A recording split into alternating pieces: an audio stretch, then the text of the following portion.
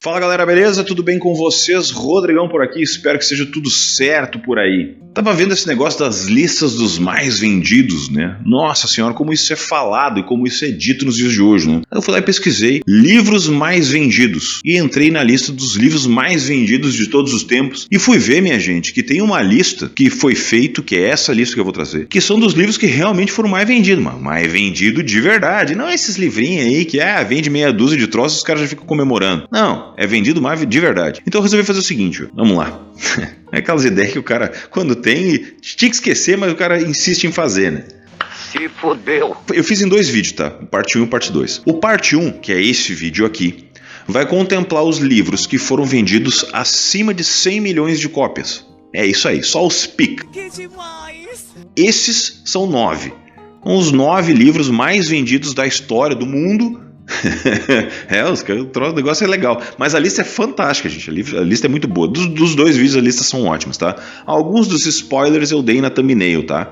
Então ali na thumbnail já tem uma dica de alguns livros que aparecem ali já na lista. Inclusive o primeiro aparece já na thumbnail, certo? O miserável é um gênio! O segundo são os de 100 para baixo ali, que fica entre até 50 milhões. Então daqui para cima vai ser de 100 para cima e depois vai ser de 100 para baixo ali até 50. Nessa situação toda, nessa brincadeira toda que eu fiz aqui, o que eu optei por fazer? Pensei o seguinte, bom, seguindo os critérios da lista e das fontes que tem ali nessa lista que foi feita e tal, eles excluíram 2 livros específicos. Os livros, a Bíblia, segundo informações, é o mais vendido de todos, com 5 bilhões de cópias vendidas e distribuídas. Né? Então, a Bíblia seria o livro mais vendido de todos os tempos. Né? Então, esse aí eu já excluí fora, nem considero esse, né? E o segundo livro mais vendido, As Citações do Presidente Mao Tse-tung ou O Livro Vermelho. Tá? Então esses 2 aqui eu já nem considero, esses aqui já saem fora. O Livro Vermelho não deixa de ser um livro religioso, né? Comunismo, né? Mas as fontes do comunismo não é aquela, né? Mas já, na chegada já estraguei o vídeo. Mas enfim, vamos em frente. E a Bíblia é a mesma coisa. Né? As fontes de compra, de venda de Bíblia é foda. Tu não tem como levar a sério, porque, né? Nem todo mundo leu, só tem em casa, mas né, vamos levar isso em consideração. Vamos levar. Aí o que eu vou fazer? Eu vou fazer uma premissa, né? Falar um pouquinho da sinopse, números, né? Datas de lançamento, fazer um negócio. E aí eu vou dizer se eu tenho, se eu não tenho. Eu não separei as edições, tá? Tem umas coisas que eu tenho em casa, depois eu vou trazer. Até vou voltar a citar depois, porque até me animei de ler e reler dos livros que estão na lista, porque eu fiquei muito feliz com a primeira lista. E a segunda lista, ela é basicamente dominada por um tipo de literatura só e que inclusive eu estou lendo. Eu entendi a referência. Deixando a curiosidade, né? Fazendo uns pequenos spoilers, aí vamos lá. Então, antes de começar a lista, se inscreva no canal, dê o joinha, compartilhe, loja de camisetas, www.rodrigão1002.com.br. Sem muitas delongas, esses vídeos aqui demoram bastante, porque eu não paro de falar na frente da câmera, né? Então, vamos lá. Vamos começando então com o 9º livro. O 9º livro é do escritor H. Rider Haggard, que foi o mesmo que escreveu As Minas do Rei Salomão. Ela, a Feiticeira. Eu não conheci esse livro aqui, tá? Ele foi publicado em 1887. É um livro aventuresco que conta a história do Léo e do Vince, que são 2 exploradores que vão para uma parte inexplorada da África. E lá eles encontram uma tribo que, né, basicamente submissa a uma feiticeira. Esse livro aqui especificamente se tornou um best-seller e ele ultrapassou as vendas de um outro livro do Haggard, que era As Minas do Rei Salomão. As Minas do Rei Salomão todo mundo conhece, né? Inclusive ele virou adaptação cinematográfica, aquela coisa toda. Mas esse aqui eu não conhecia. Pessoal, né? O Minas do Rei Salomão acabou se transformando numa mais famoso do que esse aqui, que vendeu mais como livro, né? Então esse aqui é o 9º livro, esse aqui eu não conheço. Se vocês já leram algum desses livros aqui, deixa aqui embaixo nos comentários, tá? Esse aqui inclusive é até um pouco difícil de achar, não achei ele. Tem para vender algumas edições, obviamente em sebo deve ter. A maioria dessas edições aqui desses livros eu achei eles em sebo, é impressionante o que já foi publicado no Brasil, né? Hoje essas editoras não trazem mais esses livros clássicos, né? Alguns sim, mas não todos, né? Então o 9º livro é esse aqui, Ela, a Feiticeira. O 8º livro é O Sonho da Câmara Vermelha. Esse aqui tem uma história interessante porque ele foi publicado em meados do século XVIII e ele foi sendo feito em manuscritos até realmente ser publicado num volume só em 1791. O autor dele se chama Cal Suekin, não sei se pronunciei certo, tá? Mas é pra ser esse o nome do cara. E aí acredita-se que é uma história semi-autobiográfica, onde ele vai contando a história da família, então tem uma série de nuances ali dentro do negócio. Eu basicamente não conheço a história, então eu também não me aprofundei muito nesse sentido, porque são histórias de dinastias, daí pra mim, sabe, se tu começa a ler muito daquilo ali, ou tu vai além nas histórias, ou tu acaba parando. Porque a maioria dos personagens que o Cal escreveu são personagens femininos. Ele vai descrevendo a aristocracia da época, então tem uma série de nuances dentro daquilo ali, que daí, cara, se tu começa a ler em sinopse, vai cortando ele, né, aí não sei, não fica muito naquela. Então assim, ele vendeu também 100 e poucos milhões de cópias do livro, e fica aí então o 8º. Esses dois aqui são os livros que eu não conhecia e não sabia da existência, tá? Daqui pra frente, todos eu conhecia e a maioria deles eu tenho. Então agora nós vamos entrar na minha zona de conforto. Agora a brincadeira começa a ficar legal. 7º livro. E Não Sobrou Nenhum, da Agatha Christie, publicado em 1939. Esse aqui, o nome era outro, né? Ele era O Caso dos 10 Negrinhos, que acabou mudando de nome e tal, aquela coisa toda. Ele já teve adaptação de filme, que é um baita filme, estrelado pelo John Cusack. Eu vou deixar o cartaz aqui para vocês verem. Gostei muito do filme.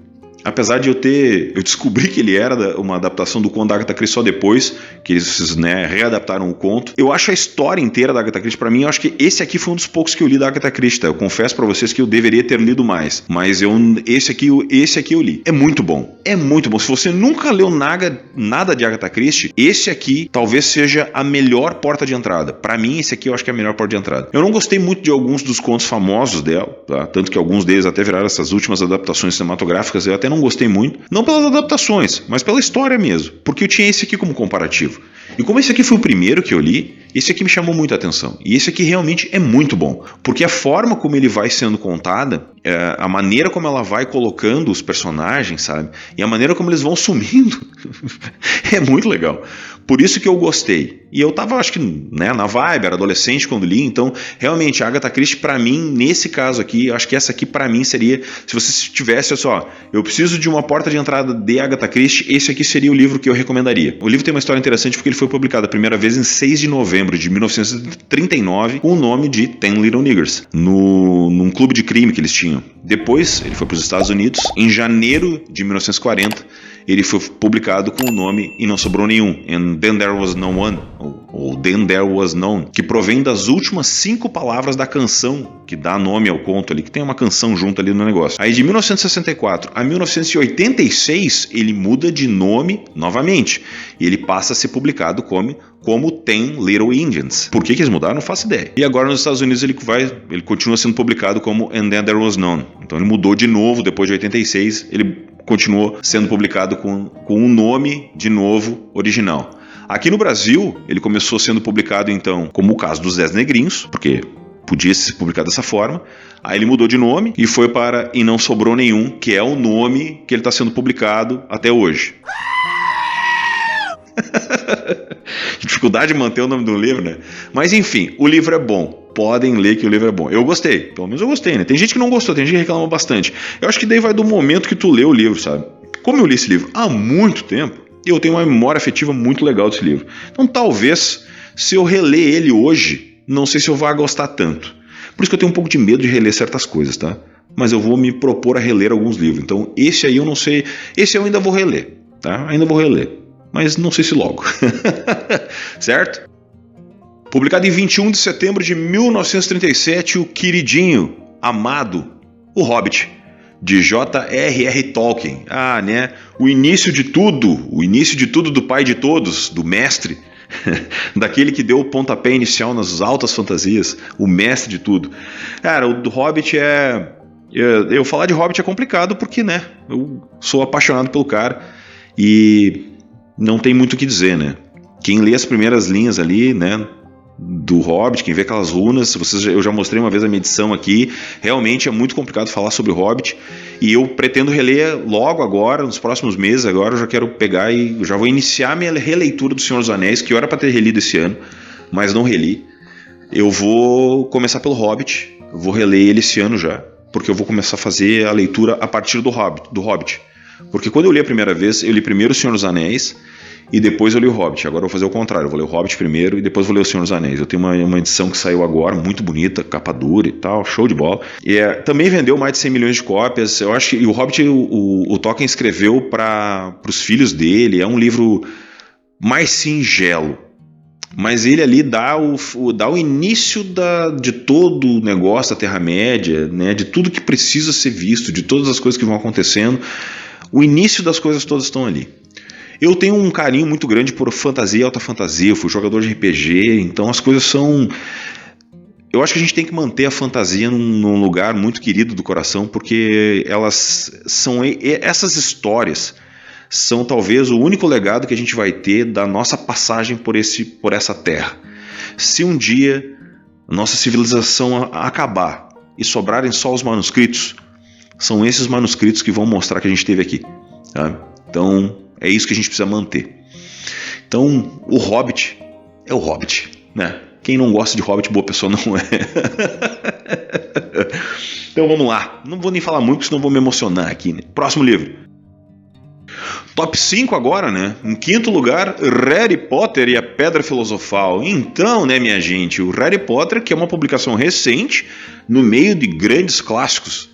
Justamente a J.K. Rowling conseguiu fincar um Harry Potter aí no meio dessa lista sensacional de livros. Não tem como, né? Eu li ele esse ano, como vocês sabem, a resenha já está aí no canal também. É um clássico já.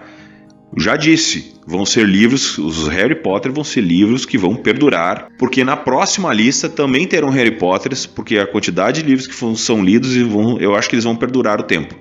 Pode torcer o nariz, pode falar o que quiser, pode reclamar.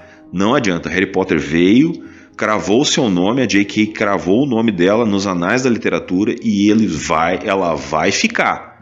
A história que ela criou do pequeno bruxo, que teve o amor de mãe, que a mãe se sacrificou para manter viva, está ali e ele vai ficar. A história do Harry é linda e eu estou no 4º livro e não vejo a hora de chegar no último para entender o fim dessa história toda.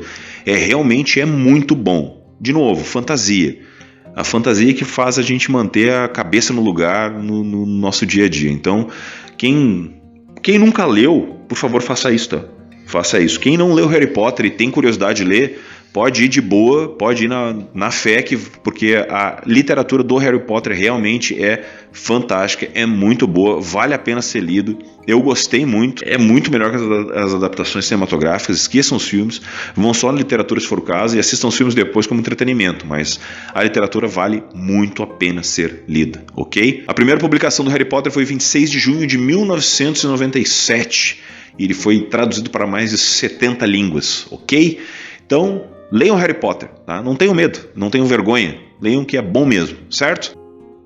4º livro mais vendido da história, O Pequeno Príncipe, Le Petit Prince. O meu francês é coisa fantástica.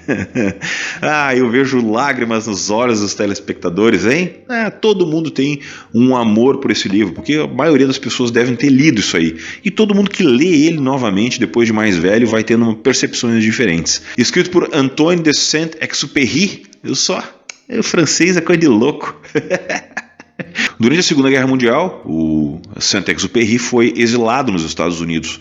E com a saúde falhando já não se sentindo muito bem na saúde, ele produziu quase metade das obras que seria conhecido durante a vida inteira dele depois, né? Depois a fama que ele teve depois foi produzido justamente durante esse processo, durante esse período de exílio dele nos Estados Unidos. Porque não deixa de ser uma forma de ele contar as aventuras que ele teve, né? Ali ele fala sobre amizade, ele fala sobre aventura, ele fala sobre, uma série de coisas ali, vivendo como aviador, né? Então, acho que no fim das contas o Pequeno Príncipe é tudo isso junto, né? Todas as experiências que ele teve de vida e ele colocou dentro do Pequeno Príncipe, né? O Pequeno Príncipe que está exilado, né? Que cai sozinho no planeta, não deixa de ser a história dele, né? Então ele colocou as experiências dele, a vivência dele, ele colocou naquela situação do Pequeno Príncipe no planeta e toda a aventura que ele estava vivendo ali, tudo que ele estava vivendo e todos os questionamentos, as coisas, porque parece, né, à medida que tu vai lendo, e é aí que tá, né, a gente dá esse livro para criança como se fosse um livro de criança. Eu li ele, eu já devia ter eu já era um pouco mais velho quando eu li isso aí, eu devia ter uns 15, 16 anos. e ele é bem... Naquele processo ali da adolescência, quando tu lê ele realmente parece muito infantil. Só que aí depois, acho que quando tu vai ler ele mais velho, ele já não é mais tão infantil. Porque daí tu entende a criança interior. Não sei se faz sentido. Alguém já fez isso? Já fez esse processo? O Cássio tem ele. Eu vou pegar ele para ler ele. Porque ele é um livro curto, né? Então eu acho que porque ele é um livro mais de memória. Eu encaro ele mais como um livro de memórias. Então eu acho que ele vale a pena ser lido por causa disso, porque ele tem esse lado mais singelo, que daí a gente mais velho consegue enxergar isso na escrita. Eu quero reler ele justamente por causa disso. Então, também vendeu mais de 100 milhões de cópias e tal, e é interessante justamente por causa desses pormenores da história do livro, né? O Pequeno Príncipe é uma das obras mais traduzidas no mundo, mais de 220 línguas ele já foi traduzido, e as gravuras do livro, todas elas foram feitas pelo Antônio. É legal isso, saber esses pormenores. Eu adoro saber essas coisas, né? É aquela cultura que tu guarda no coração. Quando toda vez que tu vai pegar e vai ler o livro, tu vai dizer, poxa, foi realmente o autor que desenhou isso aqui. Esses pormenorizinhos são muito legais. Então, quarto livro da série, né, dos livros mais vendidos da história, O Pequeno Príncipe. Agora vamos para o top 3. O terceiro, então, é ninguém mais, ninguém menos que o Senhor dos Anéis. Ah, meu Deus do céu, o coração do jovem nerd palpita. Já falei do Hobbit, né? Não acrescento mais. A questão é que o Senhor dos Anéis, como volume único, né? Ele não deixa de ser a expansão do Hobbit, porque a ideia do Tolkien, então, por exigência da editora, pediu que se criasse mais histórias desse universo. E a ideia inicial do Tolkien era que escrevesse um livro só, que seria então O Senhor dos Anéis como um todo, para que ele se expandisse mais. O livro foi escrito entre 1937 e 1949, um período que inclusive ele estava na guerra, e ele escreveu todo aquele universo ali a mais para expandir as ideias que ele já tinha tido no Hobbit, da Terra-média, aquela coisa toda. A editora optou por lançar em 3 volumes, então, que seria então O Senhor dos Anéis, O Retorno do Rei, O Senhor dos Anéis, As Duas Torres e O Retorno do Rei, e eles foram lançados entre 1954 e 1955, eles lançaram os 3 volumes. Então, não tem muito o que dizer, né? Isso aqui, depois do lançamento dos filmes, O Senhor dos Anéis teve um outro fôlego, porque todas as obras do Tolkien foram relançadas, tem um monte de outros livros pequenos que ele tem espalhados por aí, tem uma série de outras obras, muitas delas eu não li, que eu tenho em casa, então, é o Hobbit, os 3 Senhores dos Anéis, né, a trilogia, e o Silmarillion. Esses são os que eu tenho. Tem uma série de outros livros menores ali e tal. Quem tem muita coisa em casa é o meu querido jovem amigo Lennon, que tem quase todos em casa, que ele já leu tudo e tal, então ele é o cara para... Se fosse para conversar de Tolkien hoje, eu acho que ele seria o meu amigo expert mais próximo, que é o cara que sabe tudo. Mas eu pretendo ler O Senhor dos Anéis porque faz muito tempo que eu li, acho que faz mais de 20 anos que eu li, né? Porque eu li eles junto com o lançamento dos filmes. Eu não tinha lido, tinha conhecimento, mas não tinha lido. Então eu li, lançou o primeiro filme, eu comprei, porque era muito caro, aquilo eu não encontrava, eles acabaram aproveitando para lançar os livros junto com os filmes. Eu comprei a caixa e li todos. Então fazem, né, 20 anos, 24 anos já que eu li, porque eles foram lançados em 2000, faz 24 anos já que eu li os livros, e eu vou reler, então ano que vem eu vou começar a releitura do Senhor dos Anéis, 24 anos depois. Vamos ver como é que vai ser a releitura. Mas, cara, é emocionante. O Retorno do Rei, cara, talvez seja uma das fantasias que mais dá vontade de eu reler, chegar, sabe, e ver aqueles personagens hoje com outros olhos, mais velho, 20 anos, né, 24 anos mais velho, entendendo certas nuances que eu não tinha entendido na época. Acho que para mim é o grande diferencial. Então, O Senhor dos Anéis, a trilogia do grande mestre Tolkien, é o terceiro da lista. O segundo livro mais vendido da história, ele tem como tema Culpa, Vergonha e Retribuição. Lançado em 1859 e tendo como pano de fundo a Revolução Francesa, O Conto das Duas Cidades, de Charles Dickens. Que livro, hein? Pois então, eu tenho ele aqui também, ainda não peguei para ler, justamente porque eu sei do peso que é a história. Esse aqui talvez seja o livro mais sombrio do Dickens. Num período realmente complicado, ele usa uma troca de correspondência e ele pega de base os manuscritos de Thomas Carlyle sobre a Revolução Francesa. Então ele pega ali um período da independência americana e da Revolução Francesa, né? Ele pega ali trocas de correspondências, que é onde ele escreve, e é nesse período que se situa esse livro aqui. Dickens, né, minha gente? Clássico, não tenho o que dizer, o homem era muito diferenciado, e a visão que ele tinha de mundo, acho que não vai surgir outro igual. Então, o segundo livro da lista, que eu também tenho, e que eu pretendo ler logo, que eu já deveria ter lido mais um Dickens, porque eu tenho alguns ali para ler e eu quero muito ler, quero ir encaixando, mas aí no fim tu vai botando outras coisas no meio da jogada, mas eu acredito que ano que vem eu vou encarar O Senhor dos Anéis, vamos já montando a tibiada do ano que vem, O Senhor dos Anéis e o David Copperfield, porque é uma obra que eu quero muito ler. Vão ser os dois que eu vou encarar ano que vem já. Já estou me prometendo ali com 2 calhamaços, então já vou encarar ano que vem. As promessas para o ano que vem, né? Já estou prometendo que eu estou em 2025 já. E o primeiro da lista... O primeiro da lista possui números imensos. Quer ver? Eu vou ler os números, olha só. Ele tem 126 capítulos divididos em 2 partes. A primeira... surgida em 1605 e a outra em 1615. A coroa espanhola patrocinou uma edição revisada em 4 volumes, iniciada em 1777 e concluiu-se em 1780 com uma tiragem inicial de 1.600 exemplares. Isso tudo, né? O que conta a história. Escrito por Miguel de Cervantes, Dom Quixote de la Mancha é o livro mais vendido de todos os tempos. Ah, hein? Quem diria que Dom Quixote, aquele tijolo que casualmente eu não tenho, é o livro mais vendido de todos os tempos, com mais de 100 milhões de cópias vendidas.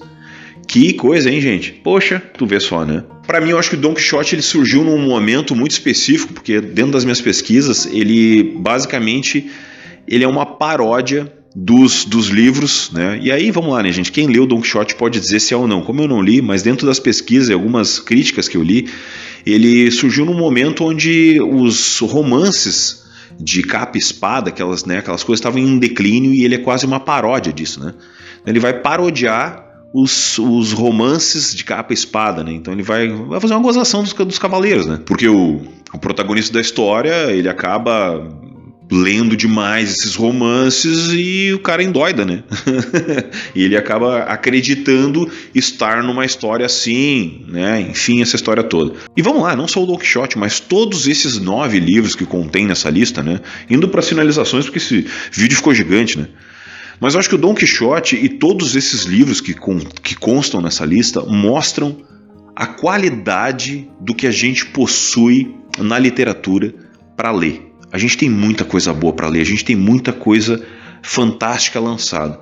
A outra lista ela vai ser maior porque ela contempla um espaço de leitura maior. Ela contempla um número de volumes possíveis de venda. Então eu peguei volumes maiores. Vocês vão entender no outro vídeo, tá?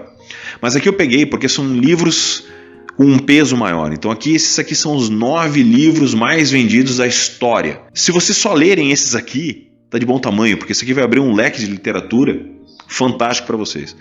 Quem não leu ainda nenhum desses aqui, peguem alguns deles para ler e ver se vocês gostam desse tipo de literatura. Para quem já leu alguns desses clássicos aqui, diga aqui nos comentários qual deles você mais gostou. Para mim, que não li ainda aqueles ali, os últimos, os 2 primeiros, né, que é o do Haggard e o japonês, melhor, chinês, se vocês leram algum daqueles ali, comentem aqui embaixo. Olha, li, gostei, não gostei. Digam aqui se vocês já leram, se vocês encontraram isso aqui em algum lugar. Comentem aqui embaixo o que vocês acharam, certo? E, gente, espero que vocês tenham gostado desse conteúdo. É que esse conteúdo de lista, mas do meu jeito, né? Longo, onde eu vou falando bastante. E não esqueçam que a parte 2 tá saindo, e eu já vou dizer quando. Vai sair na segunda-feira da semana que vem, certo? Então na segunda-feira da semana que vem já sai a parte 2 desse vídeo aqui dos livros mais vendidos da história, ok? Forte abraço a todos, muito obrigado pela audiência, até o próximo.